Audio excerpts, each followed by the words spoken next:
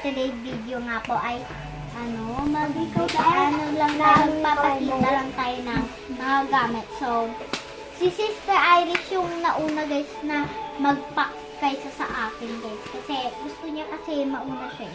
So, medyo maliit lang yung mga table namin ni Sister Irish kasi bumili kami ng roller skate guys. So, 6 na yung roller skate namin kasi bumili pa kami ng isa. Pero yung isa, iingatan namin siya kasi original nga lang.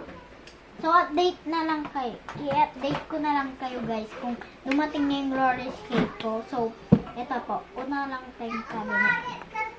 Ayan. Hindi nyo ba makita? So, ito po. Sorry. So, ito po yung mga gamit ko. Ay, yung kulay guys. So, sorry, unti lang yung kulay kasi di pa ako nakakabili ng kulay eh. Kaya pinutol-putol ko siya guys kasi pastel po kasi yung ginagamit ko eh. Tapos eto, bigay sa akin ni Sister Irish. Squishy siya guys. Ayan. Bilog. Sa pa lang din yung nagagawin namin. Kasi ngayon lang kami nagsimula mag-vlog eh. Tapos ito naman yung blind bag. Meron tayong blind bag na duck. So, yan ang cute niya guys. May anak pa siya. Anak. Tapos ang gusto kong makuha ay common, uncommon, rare, tapos legendary, tapos secret. Ang gusto ko makuha yung secret at yung legendary. So, yun na po. And then, may sasabihin po kami. So, face reveal na.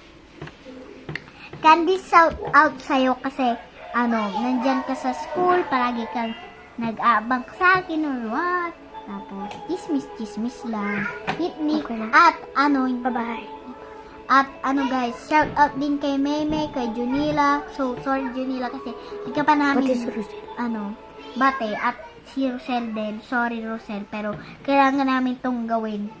May pinaplano po kami, Rosel. Sorry. Gagawin namin to kasi malala talaga to. So, guys, i-update ko na lang kayo sa susunod na vlog.